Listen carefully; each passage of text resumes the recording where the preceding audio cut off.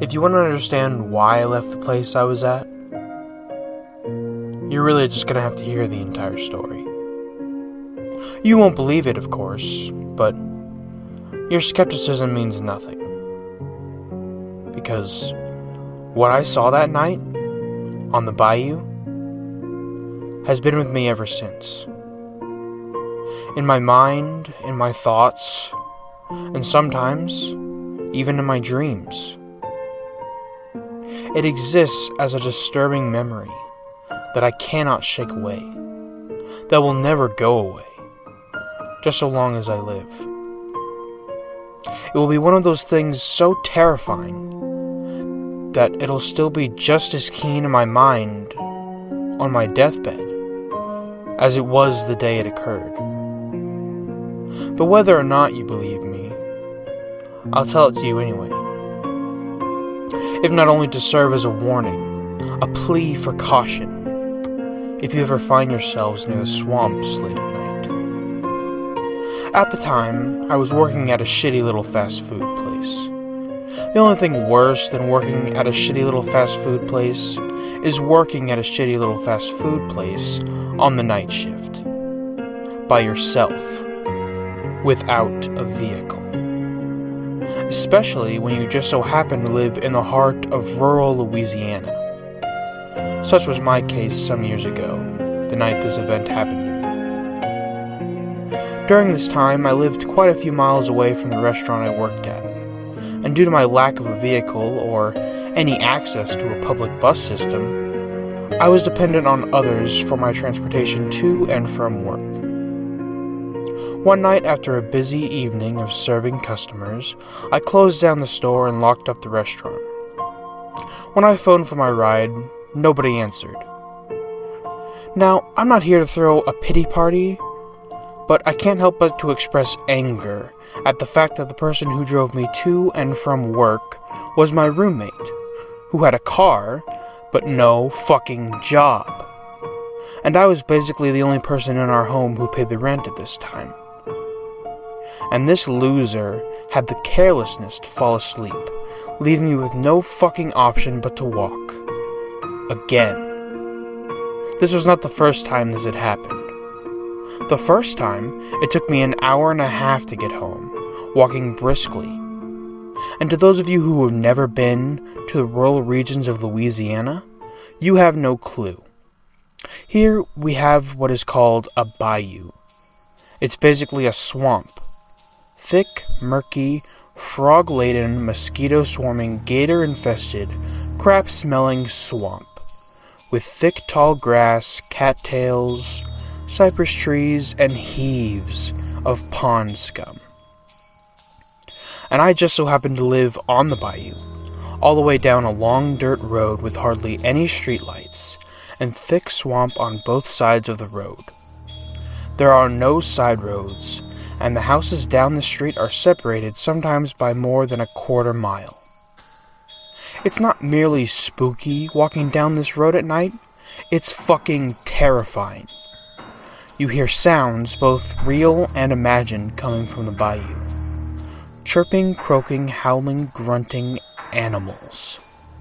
The rustling of the leaves and branches in the canopy of the cypress trees, and the splashing water from underneath.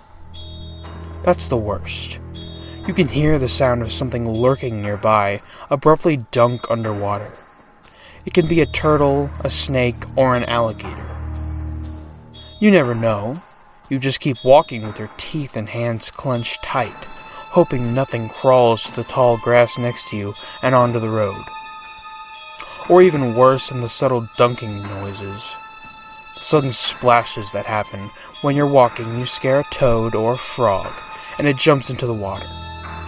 The sound makes you almost shit yourself as you begin a running spree that lasts about 3 seconds before you realize what it was. And then you're left there with your heart pounding so hard that the sound of your blood gushing in your temples scares you just as much. These are the type of things that happen when you're in the Bayou. This is what I had to look forward to that night, as my asshole roommates slept sprawled out on the sofa, with the television set probably tuned into reruns of the Three Stooges and the Marx Brothers. And don't get the impression that I simply called once and gave up. You can trust that his cell had around 7 or so missed calls, 3 very unfriendly voicemails, and several aggressive text messages. I could just imagine his phone laying in another room of the house, softly vibrating in my desperate attempts to reach him as he snored. But eventually I gave up, and having just about no other friends to contact in the area as a recourse, I stopped by the nearby gas station, grabbed an energy drink, and began my way home. Now you must understand, the first 30 or so minutes of my walk isn't that bad. I'm still in the most populated part of town, and there are streetlights, stores, houses, and cars passing by in large numbers. That's important. If there are a lot of cars going by, you feel safer than when there are very few cars going by. Because when there are only 1 or 2 cars that pass you every 3 minutes, that means that there could be a psychopath in one of those cars, and they may have enough time to stop by and murder you without being caught. But if there are a lot of cars around, then there may be psychopaths passing by, but they'll most likely not kill you then, because there are too many people around to witness the crime. At least, that's my reasoning. I digress. No psychopaths pulled up next to me as I walked this part of town. Next, there comes a time in my journey where I have to turn down several suburban neighborhoods and walk some streets to get where I'm going. And here's where things get a little less safe, and I have to be a little more cautious.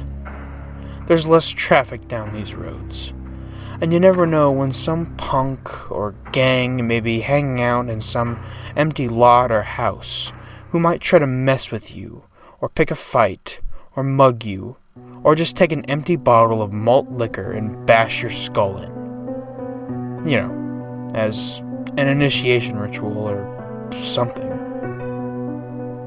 These are the thoughts that go through my head as I walk this region, and they keep me on my toes. Until I reach a point where houses become fewer and fewer, and the bayou begins. This is where the dirt road leading to my home is, and that's where I found myself this night. On foot. I look down the narrow road. You can only see so far before it fades into misty darkness. I resented that I would have to spend the next hour walking its distance until I reached home.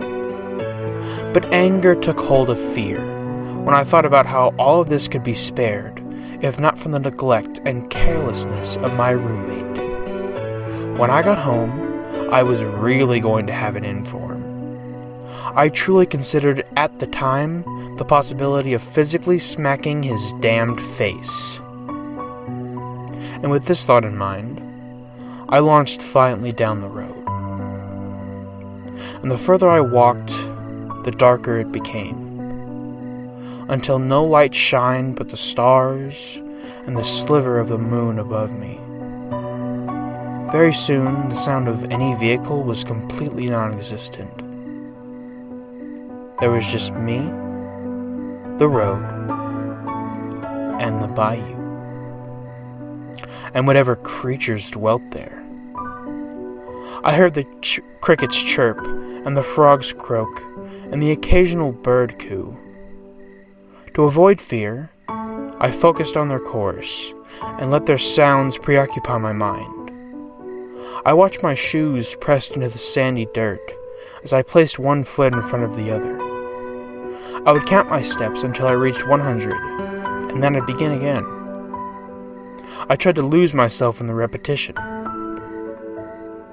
My shoes became damper and damper, and I felt the soles of my feet become moist, as I stopped counting to ponder whether I should smack my roommate with a wet sock. But my thought was interrupted when I glanced up for a moment and saw that I was not alone on this road. A sharp panic seized my heart, and I became very nervous. A long distance up ahead of me, I could discern the soft silhouette of a figure. It was so far away that I couldn't tell whether it was moving ahead or in my direction. I froze, and I could feel the blood gushing in my temples. What were the chances of there being some malicious punk walking this street at night, looking to rob me or pick a fight? This was the reassuring thought I had, as I tried to convince myself that I was safe. I tried to keep calm, to not let my nerves get the best of me. I mean, whoever this was probably just as frightened of the prospects of me as I was of them. If they had already detected me, that is. I didn't know what to do. Run? There were only two directions. Continue walking? What were the risks? As I stood there, I saw that the figure was indeed moving in my direction. And its form was becoming more defined. And this was the time that I began to notice how awkwardly it was moving. The figure didn't walk normal. It didn't bob up and down like how a normal person looks like as they walk. What was coming towards me, it would seem from my perspective, moved in short, quick, jerking movements. And I could see from what light was present how its twitchy limbs projected from its torso, and how it was getting closer, and how its head stuck out from a neck that was longer than any human neck should be, and how at this time I could now hear faintly the noises it seemed to make. The noise of suckling, and how it was moving closer, and how its face lifted, and I could see its eyes glare like glowing yellow beads, and how these wide, beady eyes locked onto mine, staring at me, and how it stopped, and how we were both there, motionless, yards away, looking at each other, and how it then let out the most ungodly, inhuman screech I've ever heard, like a pig being gutted. It squealed violently, and the sound resounded through the bayou, and the chirping and croaking of crickets and frogs stopped. Everything stopped. And the rumbling and humming was all that could be heard afterwards. The rumbling and humming of a motor ahead. A vehicle speeding towards us, tires racing loudly. The thing in front of me hunched over and turned to see the headlights beaming our way. It hissed, getting down on all fours, only pausing for a moment to turn back towards me, gawking at me with its wide eyes before crawling hastily into the swamp.